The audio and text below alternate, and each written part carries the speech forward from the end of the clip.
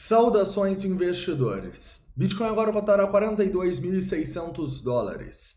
Bitcoin que continua a queda ontem e vai até os 40k. E hoje, meu principal objetivo vai ser falar dessa queda que liquidou mais de 200 milhões de dólares em uma hora, as oportunidades de acumulação que tivemos e o que podemos esperar a partir daqui. Bem-vindos a Investidor Moderno.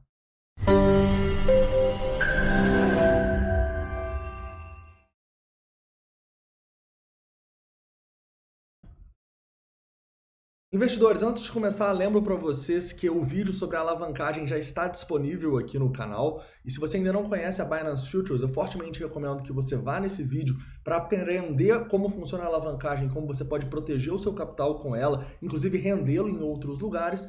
Ao mesmo tempo que eu vou deixar no primeiro link da descrição aqui a Binance Futures para você criar a sua conta e ter 10% de desconto nas taxas, tá bom? Então vou deixar no primeiro link, Binance Futures, no segundo o vídeo sobre alavancagem, que é mandatório, é necessário se você quiser operar futuros e alavancagem, beleza? Hoje meu objetivo vai ser começar no 4 horas aqui já, falando um pouco sobre a nossa queda até os 40k, e depois falando um pouquinho sobre 1 hora, o 15 minutos, 5 minutos, não só a partir de uma análise técnica aqui, mas também a partir de uma análise de sentimento, tá? A gente tem considerações bem interessantes da queda, mostrando a grande oportunidade que tivemos de acumulação quando o preço foi próximo dos 40 mil. Mas e agora, né? O que nós podemos esperar agora? O que o sentimento dita para agora? Vamos discutir tudo isso, tá bom? E é claro, não vamos esquecer de falar um pouquinho sobre o S&P 500, que está revertendo uma tendência de alta que não aconteceu essa reversão desde o ano passado, tá bom? Então vamos falar um pouquinho sobre isso. Vamos lá. Investidores, começa aqui no 4 horas do Bitcoin, relembrando vocês que a tendência de alta ela foi perdida quando a gente teve esse nosso grande volume aqui, rompendo o suporte dos 47, 46, né? Esse volume, para mim, definiu que a tendência é de baixa e uma maior probabilidade da gente ter semanas bem ruins para o Bitcoin aí nas próximas, tá bom? Nesse momento, o que a gente faz é traçar e adequar o nosso Fibonacci de ontem, que estava parando aqui próximo dos 42, até esses 40 mil dólares, né, que foi onde a gente testou. E repara que, enfim, a gente teve um pullback significativo, né? O preço testou esses 40 e já voltou aqui na madrugada de manhãzinha, indo testar a região de 0,382 de Fibonacci nos 43.500 dólares, tá bom? Então, sim, acredito que ontem teve a oportunidade de acumulação nessa região e já é a oportunidade de distribuição quando o preço volta em 0,382. Vocês sabem, é a primeira zona onde a gente pode pensar em venda. Então, se a gente pode pensar até numa operação vendedora, a gente vai se manter muito exposto nessa região. Então lembre-se, as regiões de Fibonacci são boas regiões de relações risco-retorno para sua tomada de decisão.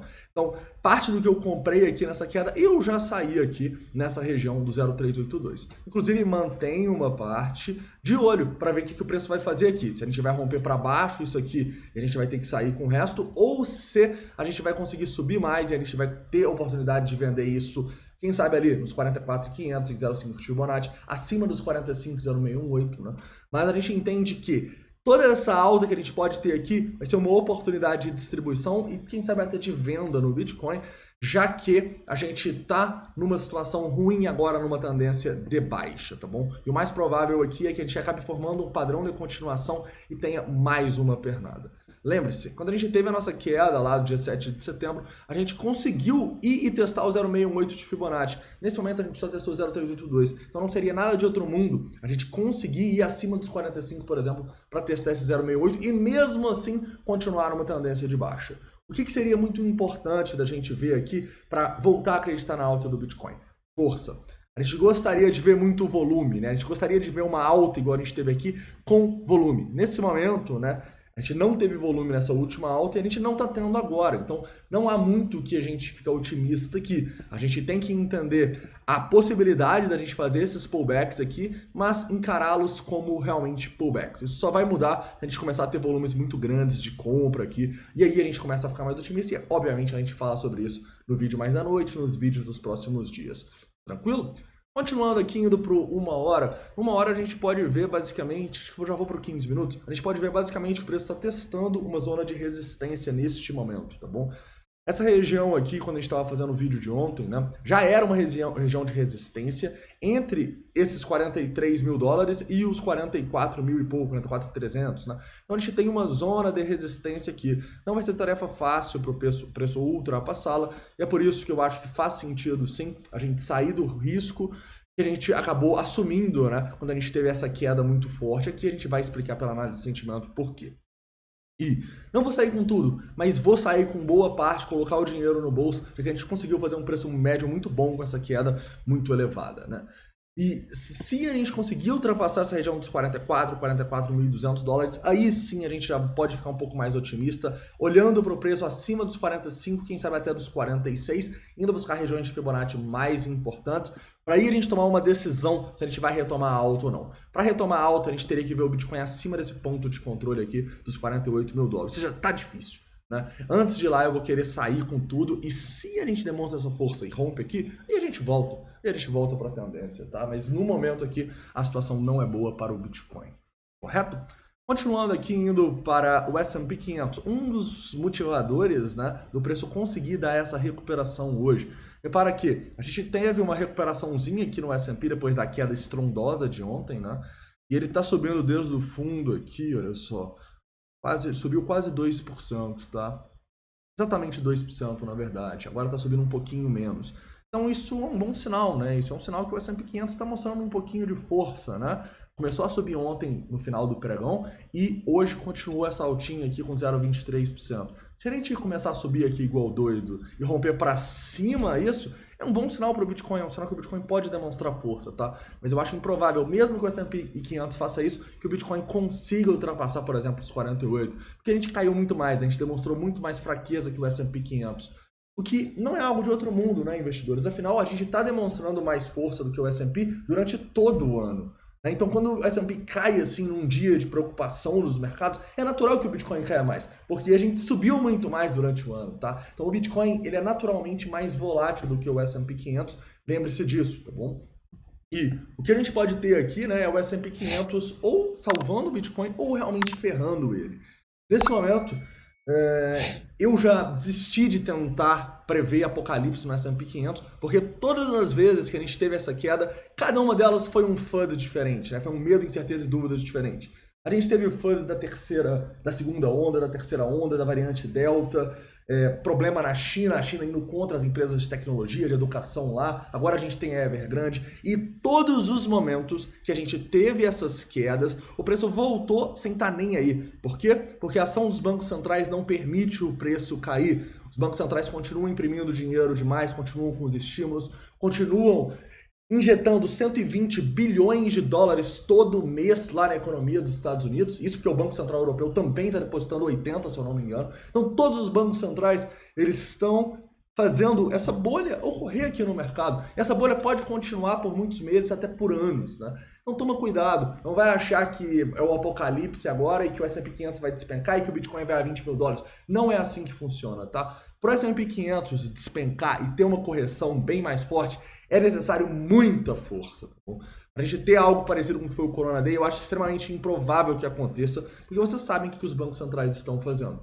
Quando que isso pode acontecer? E não tão drástico assim, tá? Eu acho que vai ser uma correção mais calibrada. Quando os bancos centrais começarem a parar os estímulos, quando os bancos centrais começarem a subir as taxas de juros que estão baixas de uma maneira aí incrível, né? Nesse último ano. Então, quando eles começarem a parar com esses estímulos que estão realmente estimulando essa bolha, a gente pode ver essa correção. Enquanto isso não acontecer, eu encaro todas essas Evergrande, tudo isso aí como um FUD. Um FUD que, beleza, pode impactar o mercado, mas as últimas 10 vezes o preço conseguiu subir, então ele pode subir de novo, é a maior probabilidade, tá bom? Então toma cuidado, não acho que a gente vai ter um apocalipse, sendo que nas últimas 10 vezes todas tinham argumentos para esse apocalipse e ele não aconteceu, beleza? Olha nos bancos centrais, quando os bancos centrais pararem de fazer o que eles estão fazendo, aí sim eu acredito numa correção mais forte, beleza? Mas isso não quer dizer, né, que a gente não pode dar uma corrigida, pelo menos para buscar aqui outro fundo, né, uma zona de VPVR. Isso pode acontecer com certeza, e isso pode impactar o Bitcoin. Eu só não acredito num crash igual doido aqui antes dos bancos centrais realmente mudarem a posição deles, tá bom? Por que eu acredito que a gente pode ter pelo menos uma correçãozinha um pouco mais forte?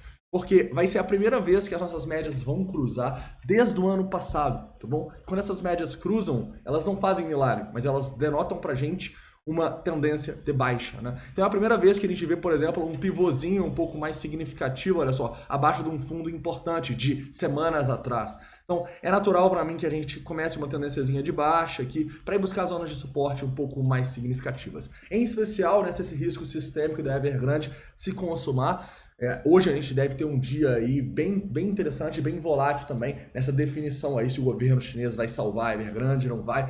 Olho na Evergrande, que isso, sem dúvidas, impactou o mercado e pode continuar impactando. Eu só não acho que isso vai ser o alfinete que vai estourar essa bolha. Eu acho que com certeza o alfinete está ligado à ação dos bancos centrais. Beleza? Mas é interessante a gente ver, né, que pela primeira vez essas médias vão cruzar aqui desde novembro de 2020. Então isso é impressionante, como essa bolha está conseguindo se manter aí sem o preço corrigir. Uma hora corrige, né, galera? Então tomem cuidado e lembrem-se que a gente continua numa correlação entre o Bitcoin, o S&P 500 e outros ativos de risco. Tranquilo? Vai cruzar aqui, talvez na próxima... Hoje a gente ainda tem esse cruzamento. Falando um pouquinho sobre análise de sentimento, porque eu acho que ontem a gente teve uma grande oportunidade, né?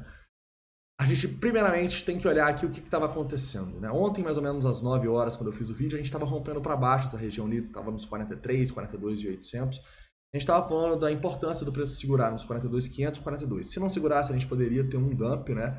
Já que não tinha liquidez no book para segurar o preço. Então a gente, foi rapidamente nos 40 mil dólares. E é exatamente nesses pontos que você tem que estar de olho para compra. Por quê? Porque é exatamente nesses pontos que a análise de sentimento mostra para a gente que as pessoas acabaram não sendo pacientes igual a gente, acabaram se expondo demais a um mercado que estava muito arriscado, né? Então olha só que interessante, a gente começa a nossa queda aqui às 9 horas da noite, né? Perdemos 42, depois vai perdendo e a gente começa a festa das liquidações. Olha que impressionante, nos primeiros 15 minutos a gente liquidou aqui cerca de 50 milhões de dólares e depois 160. Vocês têm noção do que é isso? Em menos de meia hora, não é nem uma hora, em menos de meia hora, a gente tem mais de 200 milhões de dólares de pessoas liquidadas. Quem que é essa galera que está sendo liquidada? É a galera que não foi paciente e não esperou uma liquidação tão grande. É a galera que não viu o vídeo da alavancagem e não entende que você não pode ser liquidado porque é ineficiente do ponto de vista operacional da grana. Então, são pessoas que estão perdendo dinheiro para o mercado, né? Se esses caras estão perdendo dinheiro para o mercado e rapidamente, quem você acha que está lá para acumular? Quem você acha que está lá com a boca aberta para captar essas sardinhas? E lembre-se, não é só sardinha que perde. Muita instituição também acaba perdendo, tá bom? Mas a grande maioria, infelizmente, são as sardinhas que não têm um gerenciamento de risco e não entendem muito bem de alavancagem. Então, quem que está lá com a boca aberta? As grandes instituições. E o preço vai lá testar justamente o suporte dos 40 mil dólares, liquidando muita gente, com queda significativa aqui no Open Interest. Tudo o que a gente quer para acumular, né? Lembrando também, né, que se a gente for pegar aqui a queda nesse Open Interest foi quase 800 milhões de dólares. Também é uma queda muito significativa. Então, se a gente tem uma queda dessa, com todo mundo perdendo dinheiro igual doido rapidamente, e a gente vê aqui os nossos indicadores como, por exemplo, Fear and Greed, em medo, o que eu vou fazer? Eu vou acumular. Pablo, mas isso não poderia continuar caindo? Sim, poderia. E é justamente por isso que eu tenho que ter ou um stop, ou eu tenho que ter caixa para comprar bem mais abaixo, né? Entendendo que a minha exposição não pode me levar ao risco de ruína, tá? Mas quando a gente está em medo e liquida 200 milhões de dólares em meia hora, eu vou estar comprando pra caralho, bicho. Claro que eu vou, porque a minha estratégia é essa. A minha estratégia é comprar não só quando o mercado está em medo, mas também quando as pessoas estão perdendo dinheiro. Porque aí eu vejo que, nossa, velho, esses caras não foram pacientes igual eu tô sendo. Agora que eles estão perdendo, é o meu momento de acumular. Beleza? E aí a gente foi recompensado rapidamente, né, com o preço voltando aqui e já indo testar a região mais próxima ali dos 42.700, 43 mil dólares, tá? Quando a gente volta nessa região, a gente já começa a ver uma predominância vendedora aqui no order book, tá? Então eu comecei a vender, como eu acumulei muito, já aqui nesses 42.800 e tal, abaixo dos 43. Só que como a minha regra também dita que o ideal é que eu venda no mínimo em 0,382, eu aguardei acima dos 43 e hoje a gente teve boas vendas hoje de manhã acima dessa região com muita instituição tentando segurar o preço. Olha o nosso book aqui. Então é isso que a gente precisa. A gente precisa comprar quando as instituições estão tentando acumular e as pessoas estão perdendo, e vender quando as instituições estão vendendo, quando elas estão distribuindo, quando elas já estão captando o lucro delas, entendeu? Elas compraram aqui e elas estão vendendo aqui agora.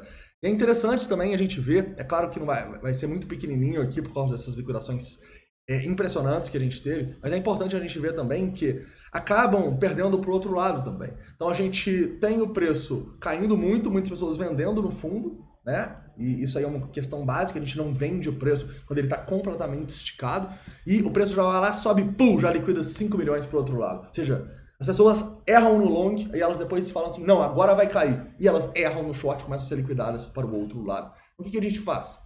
A gente vai distribuindo à medida que elas vão perdendo também. Então a gente vai lá, sobe na região ali dos 42.800, 43, e já liquida muita gente, né? Ou seja, já é um sinal para a gente começar a distribuir, mas a gente vai lá acima dos 43, vai liquidando 1.2, 1.5, 2 milhões, vai liquidando mais e mais pessoas, tá bom? E à medida que elas vão perdendo, a gente vai distribuindo, porque essa é a estratégia das instituições, elas captam a liquidez dessas sardinhas. Beleza? Então, grande oportunidade aqui de acumulação, tá? Outra coisa que a gente poderia destacar também, não é um indicador de fundo, mas é um indicador que mostra que as pessoas perderam dinheiro, é a queda do nosso long short ratio de 2.2, que estava antes dessa queda, para 1.7, né? Então a gente tem uma queda significativa, e se isso está caindo, por que será que está acontecendo? Porque tinha muita gente em long, esses caras em long foram estopados e liquidados. Essa é a maior probabilidade, né? Vendo uma que era tão explosiva e uma que era também tão explosiva. Então, a liquidez foi captada, tá? Então, você pode usar o long short ratio também para isso, mas entenda que ele não é o principal. O principal são as liquidações, o nosso open interest e também as instituições tentando acumular ou distribuir. Tranquilo? Nesse momento aqui, para falar um pouco mais sobre a situação atual, vamos já para a tela aqui. A situação atual, na minha visão, ela não é muito boa, tá? Por quê? Porque a gente está testando uma resistência importante aqui no curto prazo e a gente já vê mais instituição tentando distribuir nessa região.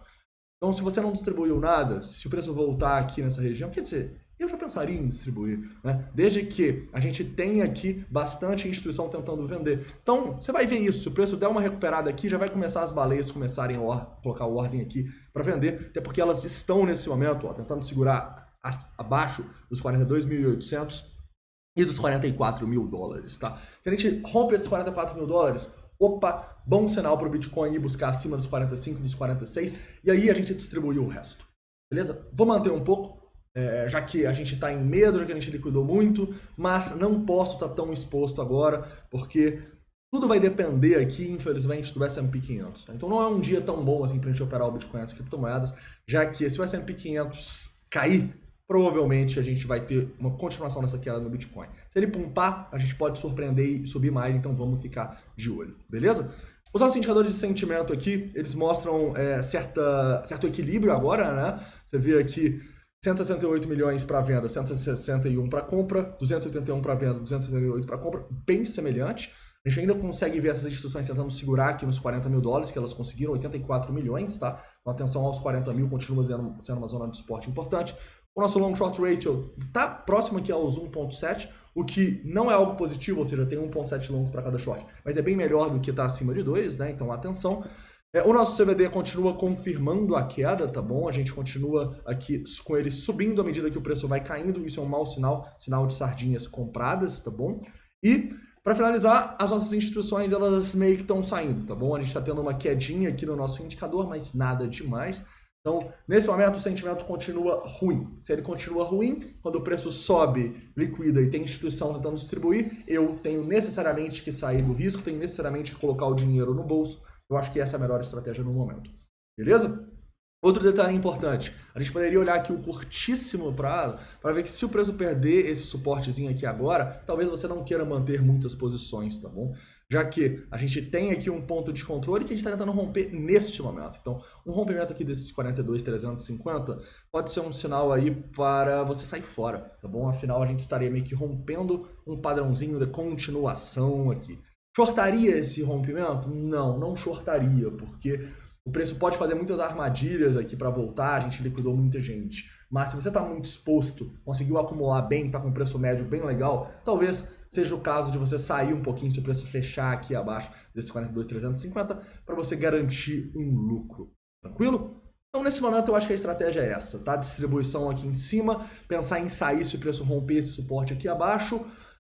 E se romper os 44, a gente fica um pouco mais otimista, de olho nos 45, 46. Vou manter parte das minhas acumulações pensando nessa área, já que foi muito rápido, muita liquidação. Então, quando é assim, às vezes é bom ter um pouquinho mais de coragem e manter parte das posições, tá? Mas eu não manteria muito, porque o sentimento continua não tão ruim quanto ontem, mas continua ruim, e a gente continua muito ligado ao S&P 500. Se o S&P 500 ele despencar, provavelmente nós teremos problemas, então tomem cuidado. Beleza, investidores? Então é isso, tá? Espero que vocês tenham gostado do vídeo de hoje. Não esquece de deixar o like aí, se inscrever caso não seja inscrito. E deixa aqui todas as suas dúvidas, críticas e sugestões nos comentários. Hoje, antes das 9 horas, tem novo vídeo pra gente atualizar aí esse dia que promete novas grandes emoções no Bitcoin. Então é isso, um forte abraço e até mais à noite, antes das 9.